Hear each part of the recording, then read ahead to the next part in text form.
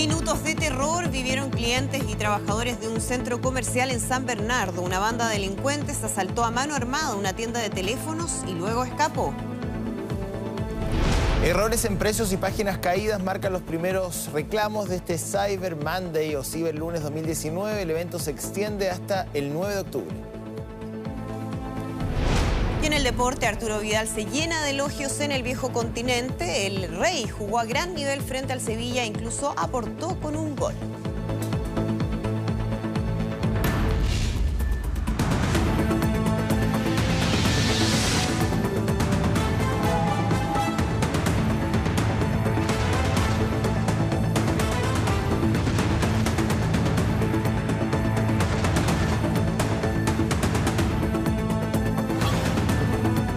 Mega Noticias Conecta con Andrea Aristegui y José Antonio Neve. Muy buenos días, bienvenidos a las noticias. ¿Cómo están? Muy buenos días, ya lo adelantábamos. Minutos de terror vivieron clientes y trabajadores de un centro comercial en San Bernardo. Una banda de delincuentes asaltó a mano armada una tienda de teléfonos y escapó durante este día domingo por la tarde. Los detalles a esta hora con Camila Espinosa. Camila, buenos días.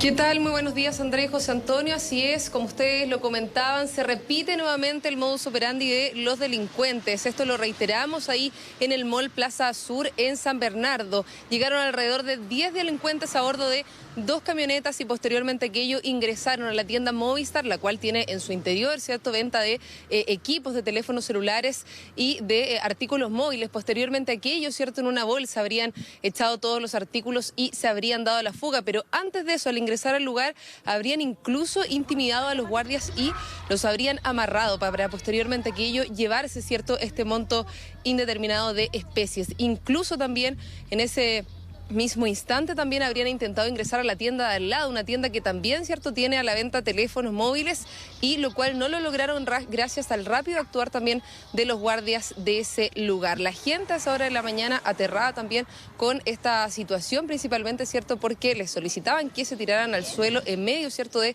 los estacionamientos de este mall. Nosotros conversamos con algunos de los testigos, bien digo, para que puedan también escuchar las declaraciones. Sentimos 2 autos frenar muy fuerte al frente de nosotros y se bajan alrededor de 7, 10 personas vestidas de overol con chaleco y pistola.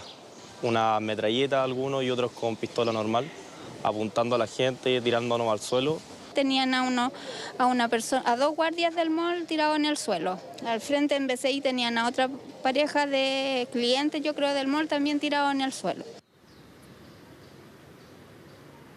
Bueno, nuevamente, como lo reiterábamos, se repite el actuar bastante violento de estos delincuentes. 10 de ellos, ¿cierto?, habrían ingresado a esta tienda del Mall Plaza Sur, lo decíamos también en la comuna de San Bernardo. Hasta ahora se desconoce el monto, ¿cierto?, de lo que se alcanzaron a llevar, pero lo que sí, en ese mismo instante que estaba ocurriendo esto durante la mañana en ese mall, donde también había gran cantidad de gente, Carabineros llegó hasta el lugar y logró al menos detener a uno de estos delincuentes, ¿cierto?, que se encontraba ahí en este sector del estacionamiento. Nosotros también conversamos con el gerente del mall, quien entregó mayores antecedentes de este caso, al igual que con Carabineros. Así que pasemos a revisar nuevamente las declaraciones. Las tiendas cuentan con un botón de asistencia que llega a nuestro centro de operaciones, que activa automáticamente el protocolo que recién mencioné, además de, en paralelo, el accionar de los guardias que están en el sector. Aproximadamente 15 sujetos irrumpieron en la tienda comercial Movistar, intimidando a los empleados que se encontraban en el lugar, como si los guardias, sustrayendo desde las bodegas y desde de las góndolas que se encontraban disponibles distintas cantidades de equipos tecnológicos. Y cambiamos de tema para comentarles este video que está circulando durante este fin de semana a través de las redes sociales. Esto fue el enlace de la ruta 68 con Vespucio. Una familia, ¿cierto?, que se encontraba ahí en ese lugar específico fue víctima del robo de su vehículo. Como ustedes pueden ver, y de manera preliminar, lo que se informó también respecto a esta situación es que habrían llegado a lo menos 2 sujetos a intentar, ¿cierto?, realizar el robo de este vehículo de manera bastante violenta. Como ustedes pueden presenciar incluso en las imágenes, la madre, la mujer, ¿cierto?, que estaba ahí en compañía también del resto de su familia, intenta de manera bastante rápida sacar a su hijo al interior de este vehículo para que posteriormente estos sujetos, ¿cierto?, se vayan ahí del lugar y le logren sustraer, ¿cierto?, este automóvil. Además, comentarlo, ¿cierto?, que se repite nuevamente el modus operandi que hemos comentado otras veces durante la mañana a través del método de la encerrona. Habrían atravesado un auto, ¿cierto?, y finalmente les habrían logrado quitarlo el vehículo. ¿Qué es lo que preocupa de la situación? La manera violenta en que lo hace, entendiendo, ¿cierto?, que también al interior, ¿cierto?, de el automóvil estaba esta familia con un niño menor de edad. Eso es principalmente lo que más preocupa, y un usuario finalmente que estaba ahí en el lugar de los hechos logró captar este momento. Así que nosotros de hecho nos encontramos acá en el Departamento de Encargo de Búsquedas, Personas y también de Vehículos para tener mayores antecedentes de este caso. Así que en cuanto tengamos más datos también se los vamos a estar entregando durante la mañana. José Antonio, Andrea. Camila, muchísimas gracias por la información. Buenos días. Chao. Buenos días.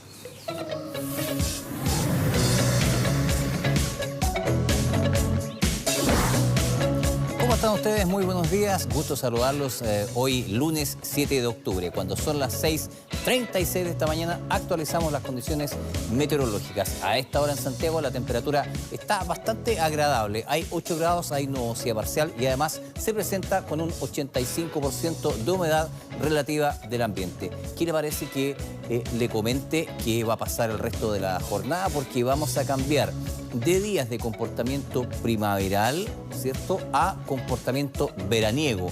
¿Cuándo va a suceder esto?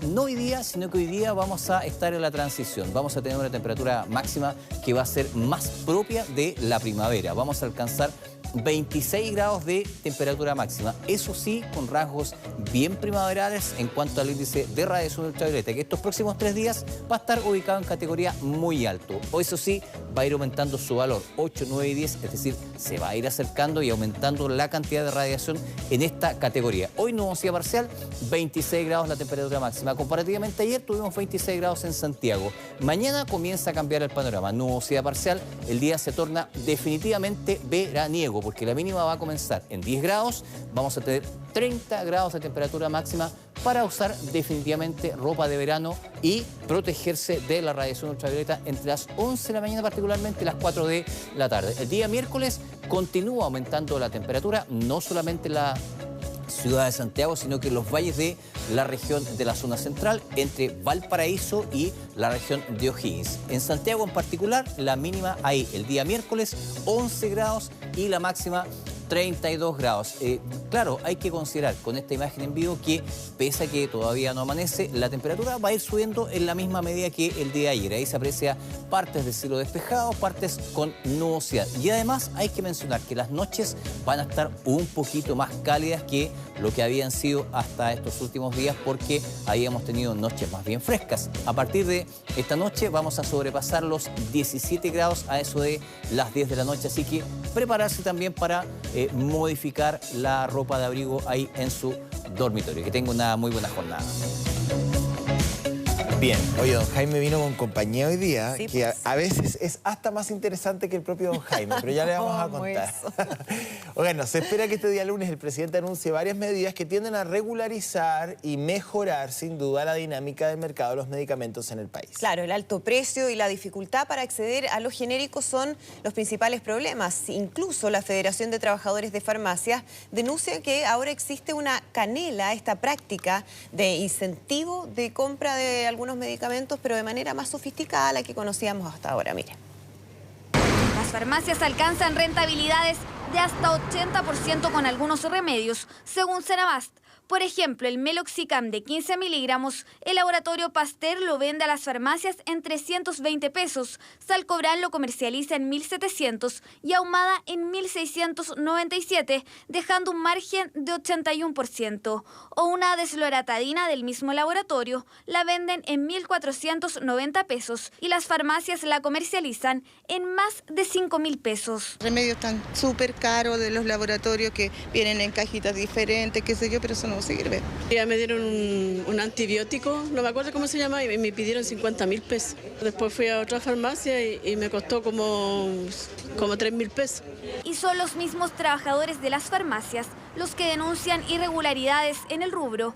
Según la Federación, las cadenas incentivan la venta de remedios más caros con cumplimiento de metas para complementar el sueldo. Incluso admiten que no siempre tiene los genéricos. No es la misma canela que hace 5 o 6 años atrás. Hoy día es una canela sofisticada. A nosotros se nos siguen exigiendo, a través de las estructuras de sueldo, que vendamos los medicamentos que la población no necesita y vendiéndole medicamentos más caros. En la Cámara Baja, desde enero 2018, está el proyecto de ley Fármacos 2. La iniciativa busca que los médicos solo receten genéricos, sanciones para las farmacias que no vendan bioequivalentes y que las farmacias no puedan tener laboratorios. Además de permitir que Senabast venda productos a farmacias populares e independientes. Es urgente y yo le pido al presidente que mañana va a anunciar una política que es tiempo de actuar.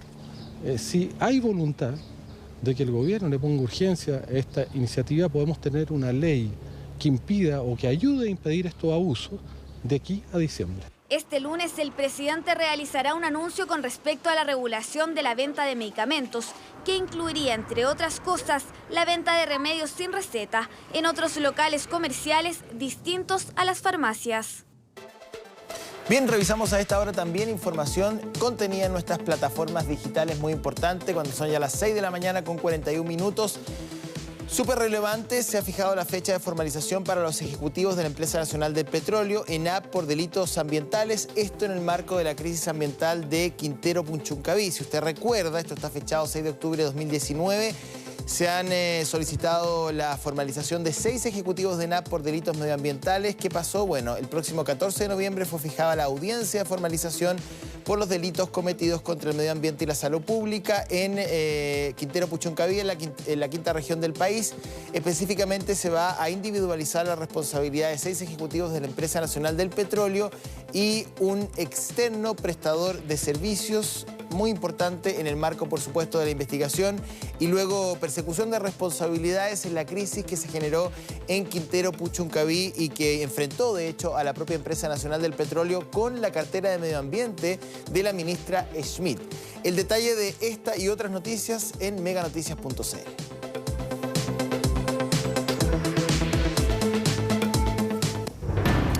6 de la mañana con 42 minutos, vamos a hacer una pausa y lo hacemos revisando imágenes aéreas desde el centro de Santiago, captadas por nuestro dron que se encuentra sobrevolando ese sector, cuando en la capital a esta hora hay una temperatura de 8 grados con décimas y se espera, les decía ya don Jaime Leighton hace algunos momentos, una máxima de 26 para esta jornada. Vamos a la pausa rápidamente, ya estamos de regreso con mucho más en Mega Noticias Conecta.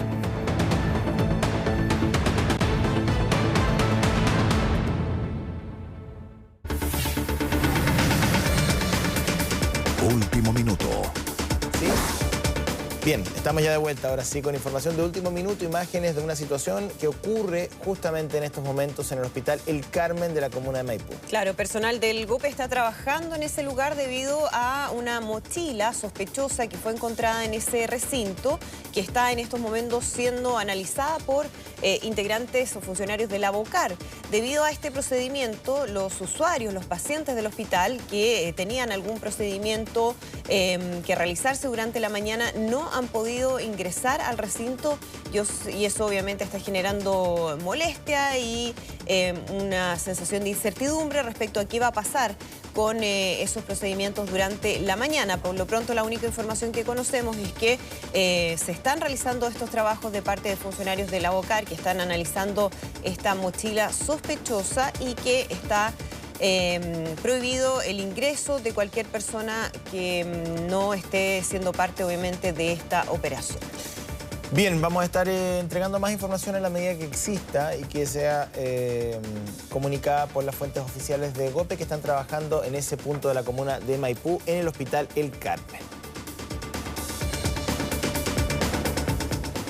7 de la mañana con 15 minutos, vamos a avanzar en otra información porque este día lunes se publica ya oficialmente el nuevo reglamento para pasajes y fletes de las Fuerzas Armadas. Todo esto en medio de la crisis desatada por los millonarios pagos irregulares de pasajes y fletes a generales y coroneles del Ejército. Bueno, bajo esta nueva normativa, ahora los funcionarios del Ejército, la Armada y la Fuerza Aérea no van a recibir órdenes de compra valorizadas que luego puedan canjear por pasajes en agencias de turismo, sino que cada rama deberá asimilarse al sistema de compras del Estado. Vamos a conversar a esta hora con Juan Francisco Gali, él es subsecretario de las Fuerzas Armadas respecto de esto y otros temas.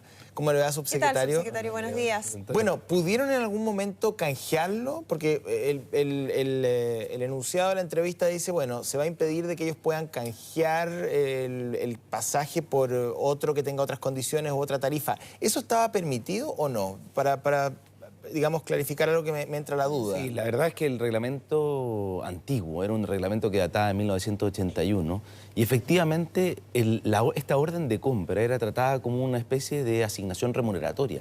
Y por lo tanto pareciera, el tratamiento que se le daba, parecía dar a entender que era un monto de dinero que se le entregaba al funcionario. Y eso es lo primero que nos encargamos de aclarar en el nuevo reglamento. Esto no es una asignación remuneratoria, no es parte de la remuneración del funcionario, sino que es una obligación de la institución entregarle los medios, igual que a ustedes y a mí, cuando a alguien, la institución nos manda en una misión fuera de Chile, nos tiene que dar todos los medios para que nosotros podamos cumplir ese trabajo. Subsecretario, esa idea de que los pasajes eran parte de la remuneración de los funcionarios del Ejército, ¿estaba establecido así? ¿Era una idea que existía? Porque ¿cómo se entiende, no? Que algo que parece de toda lógica y que la mayoría de los trabajadores entendemos, que si uno tiene que ir a cumplir un trabajo a otro lugar, que no es su lugar normal de trabajo, bueno, lo que se entiende es que el empleador paga, costea eso, lo que implica en términos de los traslados, etcétera, pero no que sea parte del sueldo de uno. Es que ese era parte del problema. Parte del problema era el procedimiento que se utilizaba para ello. El procedimiento que se utilizaba era esta emisión de la orden de compra, que era algo que estaba establecido en el reglamento, pero esa orden de compra se emitía, se entregaba al propio funcionario para que fuera a cobrarla, entre comillas, a la agencia de turismo. Entonces, cuando el funcionario iba a cobrar su orden de compra de pasajes a la agencia de turismo, se encontraba con que en realidad en la agencia de turismo lo que tenía era un monto de recursos que él tenía que canjear por pasaje. Entonces, ¿qué pasaba? Que si es que ese monto era abultado, como era en algunos casos, y él poder obtener los pasajes y además algo más en la agencia de turismo, eso es lo que se hacía y esa era una mala práctica que nosotros se ha terminado ya. Era una interpretación bien sofisticada, déjeme decirle, porque si a mí me dan una orden de compra en este canal para ir a comprarme una cámara a una casa comercial, yo voy a gastar la plata que me asignaron en una cámara, digamos. No voy a comprarme una cámara más barata y además un microondas. Así es. Entonces, la interpretación que se hace del reglamento, o que se hizo por mucho tiempo, estaba bien manoseada, pues. No, bueno, sin lugar a dudas, José Antonio, lo que nosotros... la necesidad de aclarar surge de una mala práctica que se utilizó con esta ambigüedad existente en el antiguo reglamento, que se transformó en una mala práctica producto de su uso cotidiano durante años y años.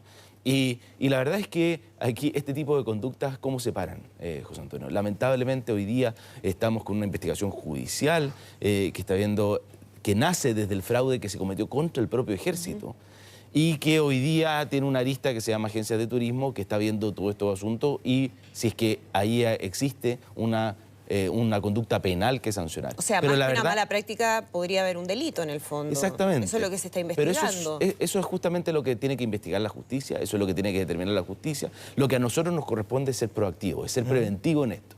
Más bien, desde que llegamos con el ministro Espina al Ministerio de Defensa, el presidente nos dijo, mire, ¿sabe qué? No se quede en el apoyo a los tribunales para colaborar con las investigaciones, también tome medidas para que estas conductas no se repitan en el futuro. Y dentro de esa medida, subsecretario, porque aquí se habla de un cambio de fondo que tiene que ver con el concepto que existía detrás de este tipo de canje. ¿Qué otras medidas en particular se toman cuando además, si uno revisa, ¿no?, lo que sucedió al interior del Ejército, llama la atención el nivel de falta de fiscalización que existía respecto a este tipo de viajes, al pago de viáticos y a otros?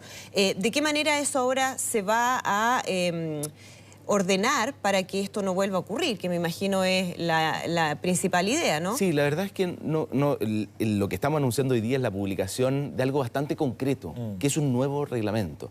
Pero esto está bajo un paraguas global. Nosotros, obviamente, este es un tema bastante administrativo, que ¿por qué tendríamos que estarlo conversando ahora? Si no fuera porque no hubo una conducción, un control desde el Ministerio de Defensa de todas estas normas administrativas que se aplican a las Fuerzas Armadas y que estaban quedando obsoletas. Por eso lanzamos una agenda de probidad y transparencia en noviembre del 2018 que tiene más de 15 medidas. Una de ellas es el nuevo reglamento de pasajes y flete. Pero en cada una de ellas hay un sello. Y si ustedes se fijan, en el reglamento de pasaje y flete hay todo un capítulo ahora de los mecanismos de control externo. Denominémoslo externo porque es desde el Ministerio hacia las instituciones de las Fuerzas Armadas, que exige, por ejemplo, en el caso de los pasajes, una planificación anual. Es decir, que al fin de un año ya nos digan más o menos qué es lo que se va a requerir en términos de viaje al extranjero, comisiones. Yo te diría, el 80% de las comisiones del extranjero ya las sabemos en el año anterior, entonces es cosa de tener una planificación, saber qué es lo que vamos a adquirir, etc. Y además, una cosa más, el control presupuestario. Yo creo que ese es un rol que me toca a mí directamente como subsecretario para las Fuerzas Armadas, pero tenemos desde el Ministerio que estar mirando cómo se gastan todos los recursos en defensa. Parece como bien de perogrullo, y uno entendería que hay ciertas mañas que vienen de la dictadura, ¿no? Y que generaron estas zonas grises que hoy día vemos sus consecuencias. Me gustaría preguntarle por un fraude que se investiga también en la División de Telecomunicaciones, en la compra de aparatos para descifrar comunicaciones encriptadas. ¿Ustedes conocen los detalles de ese fraude? Se habla de facturas que estaban sobrevaloradas, también de los dispositivos para poder ponerlo en práctica, también sobrevalorados en servicio. Viajes adicionales que no se justifican. Ese es un requerimiento que hizo la fiscal Chong a la Subsecretaría para las Fuerzas Armadas de información. La verdad es que es una información que se está llevando ahora. Lo que nosotros conocemos es un informe de auditoría que hizo la Contraloría que efectivamente levanta esas observaciones, pero el Ejército reaccionó. El Ejército, en aquellas cosas que podían constituir delito, formalizó la denuncia ante el segundo juzgado de justicia militar y por lo tanto lo que estamos esperando es que la justicia resuelva en esas materias. Recuerden que este es un caso, esta compra es del año 2012-2013. Se concretó durante el año 2013 y por lo tanto es una compra perdón, antigua. en concreto, ¿se sobrevaloraron o no los aparatos para poder, digamos, leer comunicaciones encriptadas? Sí, básicamente es eso. Mira, José Antonio, es bastante más complejo que eso. El proceso de toma de decisiones es el que no está claro, el que levanta la Contraloría. Y por lo tanto, más allá de si hubo sobreprecio o no, que ese sería el resultado, lo que tenemos que mirar es el proceso completo. Es decir, desde quién toma las decisiones, quién es el proveedor y cuál es el precio que se pagó por eso. Y si en realidad existe la necesidad de esos criptógrafos y de ese mecanismo de encriptación específico. Entonces, por eso yo te digo, esperemos cómo resuelve la justicia en ese caso, pero insisto, nosotros no nos vamos a quedar en eso. El control tiene que ser desde el Ministerio de Defensa para una correcta administración de los recursos, porque lo que nos interesa a nosotros desde el día 1 con el ministro Espina es asegurarle a los chilenos que los recursos que se gastan en defensa están bien. Muchas gracias, subsecretario Gale, muchas gracias por acompañarnos. Muchas gracias. Muy bien, buenos días.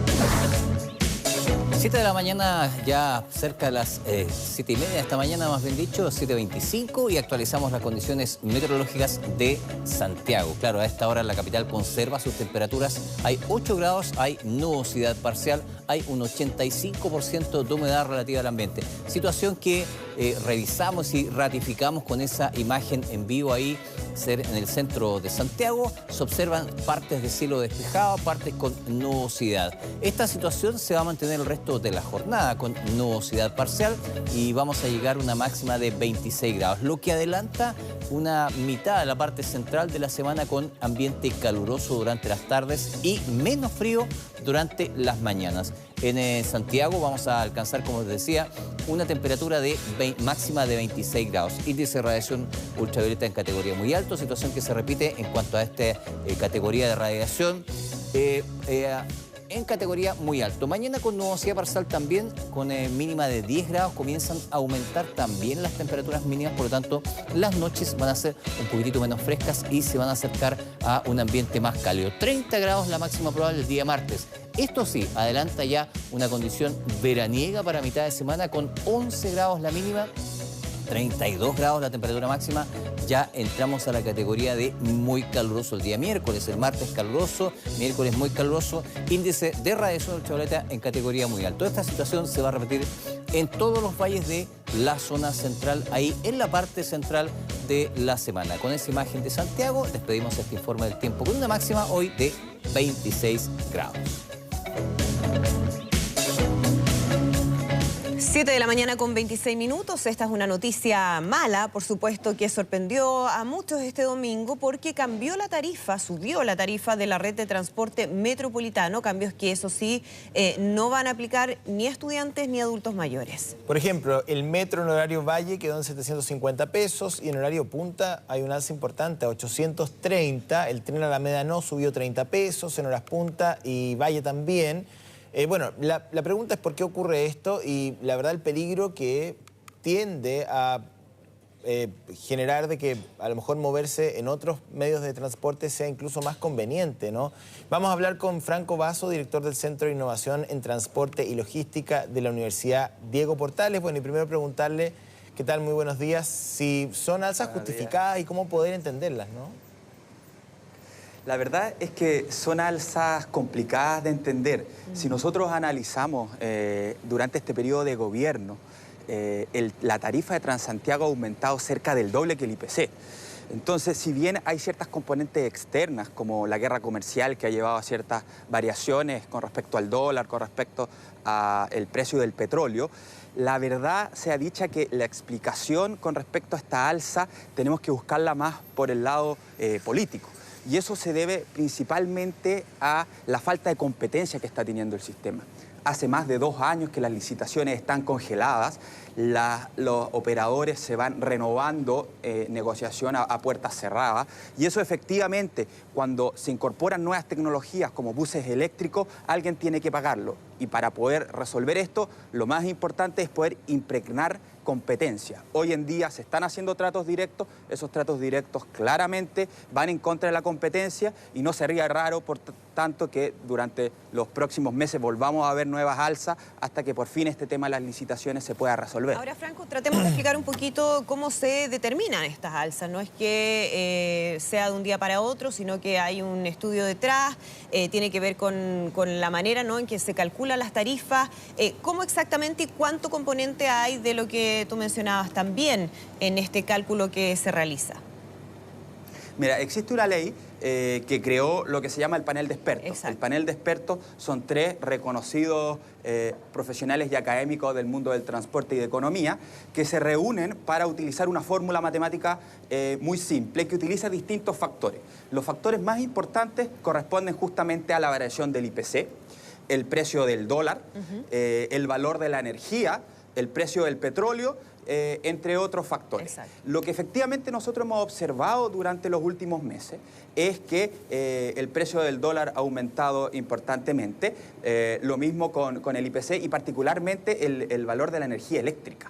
Y eso ha llevado a que haya una cierta tendencia al alza con respecto a este indicador. El problema es que este indicador antes consideraba 12 meses con los cuales se hacían los promedios, pero un cambio que se hizo hace algunos meses lo bajó de 12 a 6. Por lo tanto, estos cambios específicos que pueden ocurrir, por ejemplo, con la guerra comercial, no se van a poder revertir más adelante. Y eso es súper importante porque en el fondo esta ley lo dice explícitamente, este decreto solo permite alzas de la tarifa de red.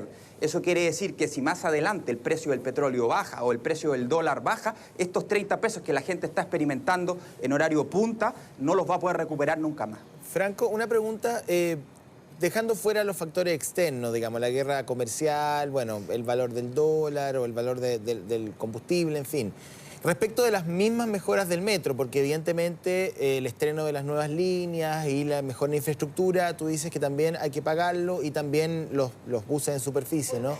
¿Cómo poder llegar a una ecuación que permita mejoras sustantivas en el sistema, que siempre es perfectible, sin incrementos gruesos a nivel de bolsillo? Es decir, ¿cómo el sistema puede mejorar su infraestructura y que no terminen pagando los usuarios que ya tienen una serie de otros gastos de los cuales hacerse cargo? Una sola palabra: competencia.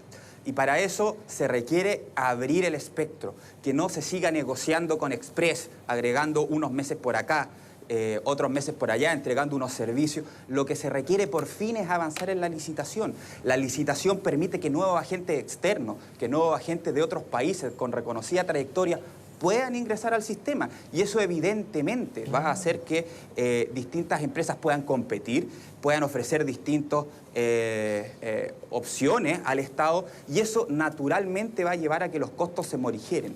Si nosotros seguimos incorporando nuevas tecnologías, pero lo hacemos a través de tratos directos, que es lo que está ocurriendo durante esta administración, eso evidentemente va a tener una impresión alcista.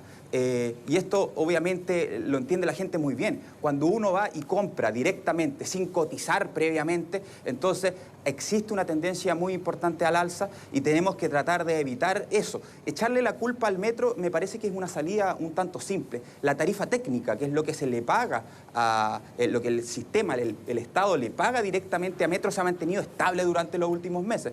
Por lo tanto, aquí la verdadera razón, en mi opinión, aparte de los factores externos, que por cierto existen, tiene que ver con que no ha habido la competencia suficiente para que nuevas entidades, nuevas empresas puedan por fin tratar de participar de este sistema y hacerlo más competitivo y que por fin puedan bajar o a lo menos mantenerse los precios. ¿Y eso significa que podría haber nuevas alzas más adelante?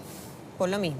Sí, yo no descarto para nada que durante el mes de marzo o el primer semestre del año 2020 puedan haber nuevas alzas. De hecho, han habido ciertos anuncios que el valor de la energía eléctrica debiese volver a subir durante los primeros meses del año 2020.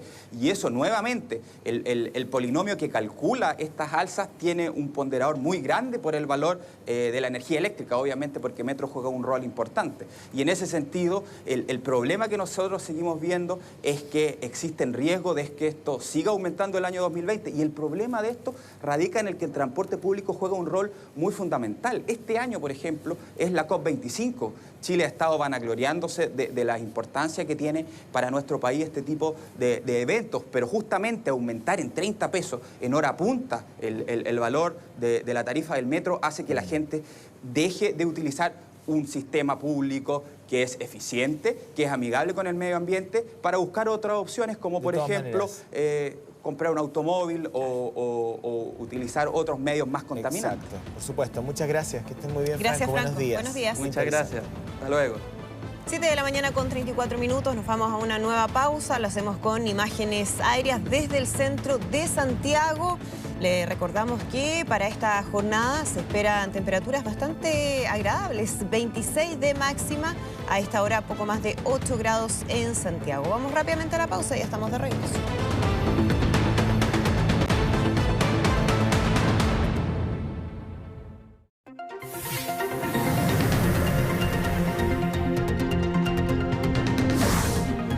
De la mañana con 42 minutos, vamos de inmediato a revisar información internacional. Ya estamos con Mariana. Buenos días. ¿Cómo estás? ¿Cómo están? Muy buenos días. Con la mirada fija en el día de hoy en Ecuador. Hay una ola de protestas en ese país que persiste y en las últimas horas ha dejado su primera víctima fatal. Se trata de un hombre de 35 años que murió atropellado por un vehículo que aparentemente huía en Azuguay, al sur del país, al ser agredido por comuneros que mantienen bloqueada la vía pública. De esta manera comienza el 6º día de movilizaciones y bloqueo de carreteras a nivel nacional tras el anuncio del gobierno de una serie de medidas de austeridad, entre ellas el alza del precio de los combustibles, luego que le quitaran la subvención estatal. Recordemos que las Fuerzas Armadas y la policía están movilizadas para tratar de restablecer el orden en el marco del estado de excepción por 60 días dispuesto por el presidente Lenín Moreno, pero ahora se sumó un nuevo frente de este conflicto, la Confederación de Nacionalidades Indígenas de Ecuador, que desafió a la autoridad declarando también un estado de excepción en todos los territorios indígenas. La advertencia quiere decir que los militares y policías que se acerquen a los territorios indígenas serán retenidos y sometidos a la justicia indígena que está reconocida por la Constitución. Pese al llamado, ya son más de medio centenar de efectivos los que mantienen retenidos. Asimismo, rechazaron el diálogo propuesto por el gobierno en las últimas horas. Viajemos de inmediato a Argentina. La vamos a dar vuelta. Con estas palabras, el presidente de ese país, Mauricio Macri, se dirigió a todos los que participaron de las denominadas marchas del Sí se puede y confió en que el oficialismo logrará la reelección dando vuelta el resultado de las elecciones primarias. A través de un mensaje que difundió en las redes sociales, el mandatario sostuvo que la semana pasada fue una de las más emocionantes de su vida. Se manifestó convencido de que cada vez serán más. Por eso reiteró su llamado a lograr un récord en participación electoral, porque para él la participación es clave para lograrlo.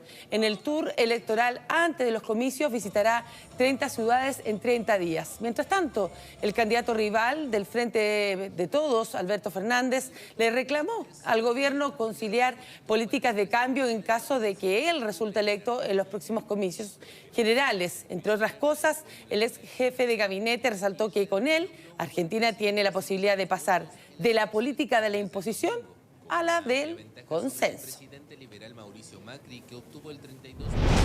Pues bien, se le complica el panorama al presidente Donald Trump, pues no era uno, sino dos y quizás más los informantes. Así lo han confirmado los propios abogados que representan al primer funcionario de inteligencia que denunció las conversaciones del mandatario con su homólogo ucraniano en las que lo habría presionado con el objetivo de ayudarlo en su campaña política para la reelección. Según los principales medios norteamericanos, se trata de un agente de inteligencia con conocimiento de primera mano de las interacciones del presidente. En definitiva, tendría un conocimiento más directo de los tratos de Trump con Ucrania para perjudicar a su posible rival en las elecciones, el ex vicepresidente Joe Biden. El segundo agente ya habló con su superior, específicamente con el inspector general de inteligencia.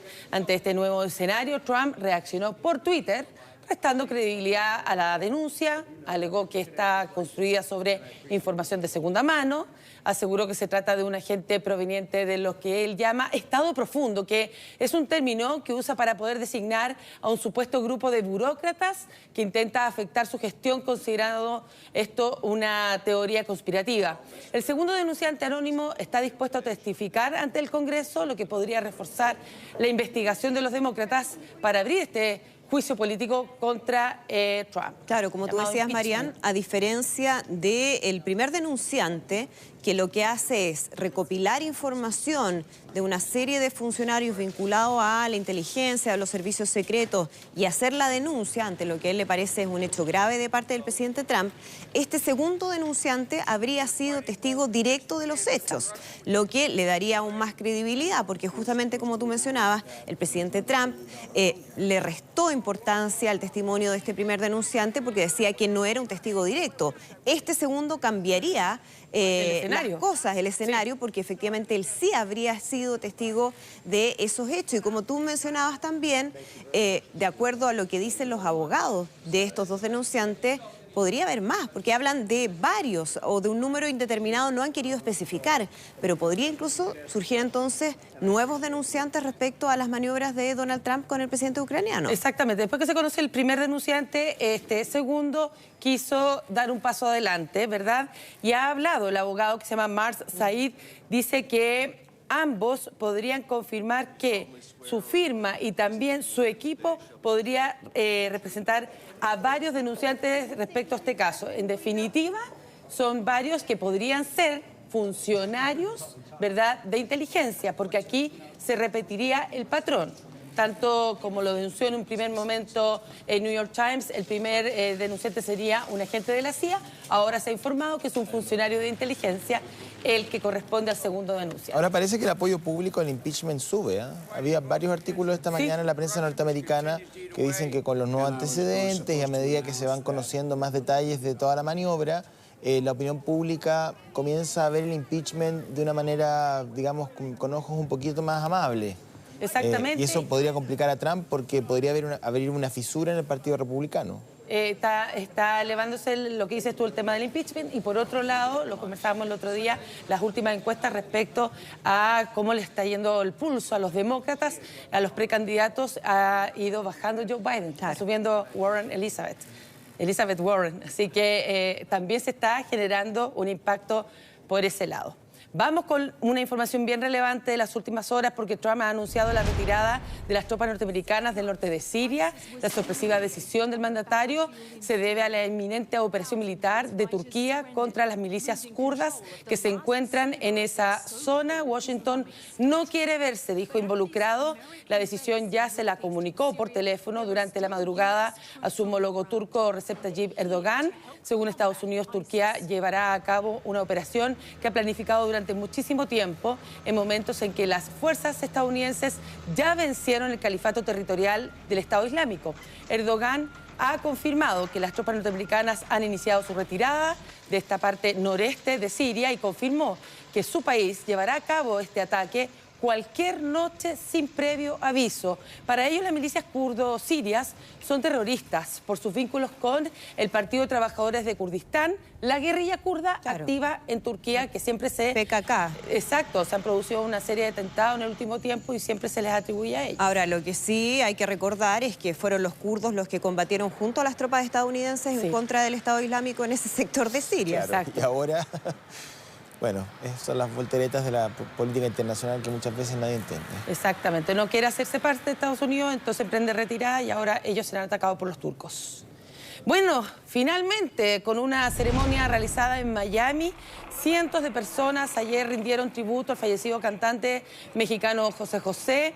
Hubo serenatas, discursos, entre ellos el de su hija menor, Sarita, quien dijo que los restos de su padre serán cremados, parte de las cenizas quedarán en Miami y otra parte viajarán a México, su país natal. ¿Se superó este impasse con los hijos? Por lo menos por para la ceremonia. Porque los hijos mayores decían que Sarita primero había cooptado a su padre, o sea que lo tenía casi secuestrado en Estados Unidos, que no les dio antecedentes de su deterioro físico ni tampoco su tratamiento, y que una vez que él fallece, claro, tampoco les dice dónde estaba.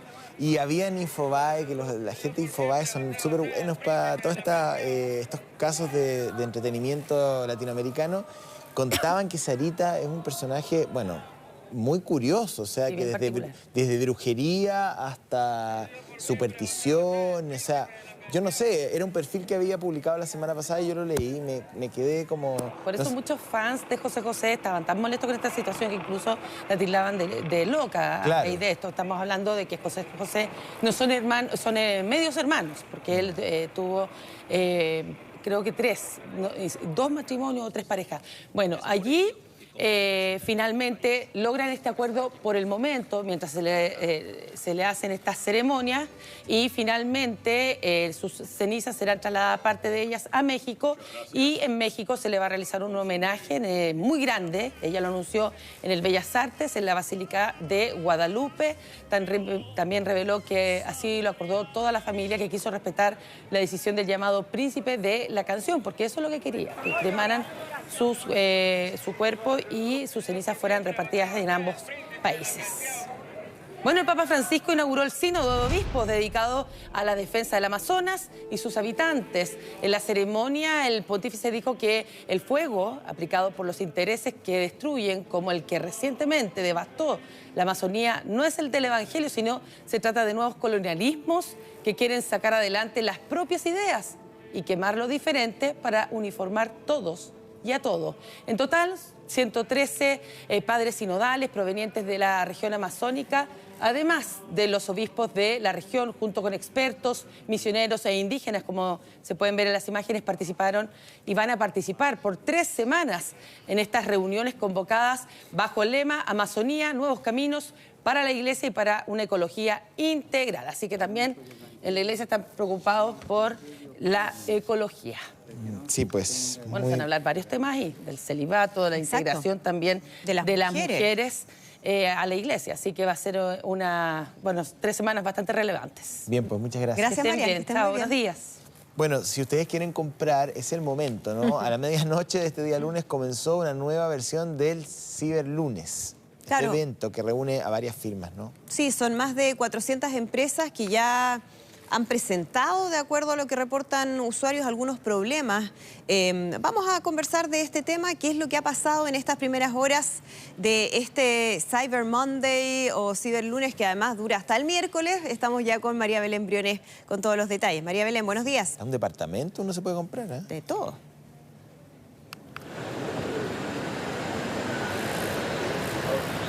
Hola, ¿qué tal? ¿Cómo están? Muy buenos días. A las 00 horas de este lunes comenzó una nueva versión del Cyber Monday. 3 días de este evento especial, del evento más importante del comercio electrónico en nuestro país. Lunes, martes y miércoles, que se adelantaron, generalmente se hace a fines de octubre, pero ahora se hace en esta fecha para separar a las ventas que se realizan en Navidad. Un récord total de marcas que participan, 444 en esta versión, y la Cámara de Comercio de Santiago, quienes son los que organizan este evento, esperan superar las ventas en 270 millones de dólares, lo que también va a ser un récord en comparación a las otras versiones. Y justamente para conversar de este tema, nosotros nos encontramos con Yerka Jukic, quien es la secretaria ejecutiva del Centro de Economía Digital de la Cámara de Comercio de Santiago, que desde bien temprano está monitoreando las primeras horas de este Cyber Monday. Yerka, ¿cómo estás? Hola, muy buenos días.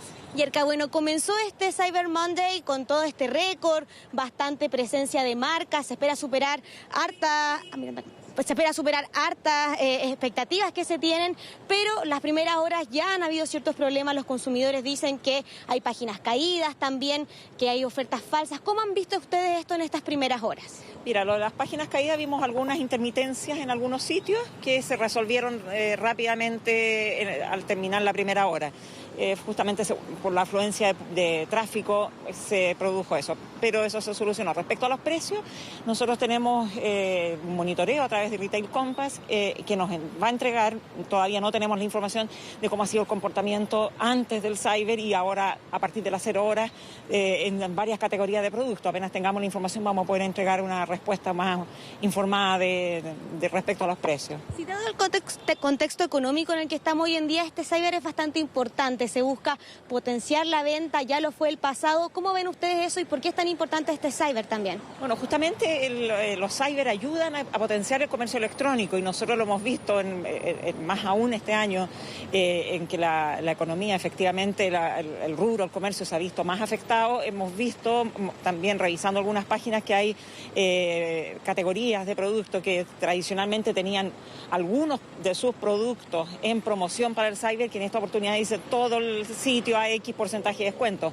Yo creo que eso va justamente en la línea de potenciar más el comercio. Bueno, justamente son 444 marcas las que participan, un récord total. ¿Cómo ven ustedes eso y por qué hay tanto ánimo de las marcas en participar en este evento? Bueno, eso lo vemos porque es un crecimiento lógico y vamos a seguir creciendo, yo creo, en marca, porque uno ve los usuarios que prefieren hoy en día comprar online y vitrinear online, dada que en un solo clic tú puedes estar a distintas marcas vitrineando. Y por otro lado, la seguridad de las compras por internet ya no es tema, o sea, las compras son seguras, se protegen los datos y hay buenos anchos de banda, lo cual permite comprar de forma tranquila y ordenada. Entonces eso de todas maneras va a ir creciendo. con respecto justamente al tema de la seguridad, ¿cuáles son los consejos que ustedes le dan a la gente? ¿Meterse a la página cyber.cl o también ingresar desde las otras páginas web de las respectivas marcas? Nosotros lo que recomendamos es entrar a través de cyber.cl, en la parte superior, en el header, están todas las categorías, los productos por categoría, y por otro lado entrar a través de Wi-Fi seguras, privadas, no en Wi-Fi públicas, guardar los comprobantes de las transacciones, activar las notificaciones de las aplicaciones bancarias en estos momentos también es una muy buena recomendación, y fijarse que en el momento de pagar el carro de compra tenga el candado, el HTTPS, que demuestra que es un sitio seguro. Y por otro lado, muy relevante, no hacer transferencias a personas, o sea que si alguien está pidiendo una transferencia y una persona natural no es una empresa, eso claramente no está correcto y no va a ayudar a la usuario. Sí, en términos de preferencias, la gente, ¿qué es lo que está buscando y con respecto a las marcas que están participando? Sabemos que son viajes, ropa también, por ejemplo, y tecnología. ¿Cómo ven ustedes los precios de eso justamente? En lo que nosotros estuvimos monitoreando anoche, los precios de ropa, había efectivamente muchos descuentos en lo que se mostraba en las páginas. Por otro lado, tradicionalmente lo que la gente busca es viajes y tecnología, esas han sido las categorías históricas de un cyber, pero la categoría vestuario y calzado está creciendo y año a año tiene más marcas participantes, más productos en oferta y por lo tanto mayores descuentos. Yerka, muchas gracias por conversar con nosotros durante esta mañana y bueno, la invitación a todos ustedes es que se metan a cyber.cl lunes, martes y miércoles, coticen bastante para finalmente elegir la mejor opción del evento más importante del e-commerce en nuestro país. Bien, pues muchísimas gracias María Belén, que estén muy bien, buenos días. Chao, buenos días. 7:58, avanzamos con otras informaciones. Ya está también en nuestra página web porque el Papa Francisco confirmó que el español Alberto Ortega será el reemplazante de Ivo Scapolo como nuncio apostólico en Chile. Claro, el sacerdote español fue ordenado en abril del 90 y nombrado obispo el 10 de octubre del año 2015. Está en la Arquidiócesis de Madrid por ahora, ¿no? Además es doctor en Derecho Canónico. Para mayor información en meganoticias.cl. También le vamos a contar en meganoticias.cl del Premio Nobel de Medicina que hemos conocido esta mañana y que recae sobre 3 especialistas, William Killing, Peter Ratcliffe y Greg Semenza, por sus descubrimientos en cómo las células se adaptan a la falta de oxígeno. Comenzamos ya con la época de los Nobel, Semana de los Nobel, así que vamos a estar muy atentos a lo que ocurra con los próximos anuncios durante todos estos días. Muchísimas gracias por acompañarnos en Mega Noticias Conecta y que tenga un muy buen día lunes. Chao.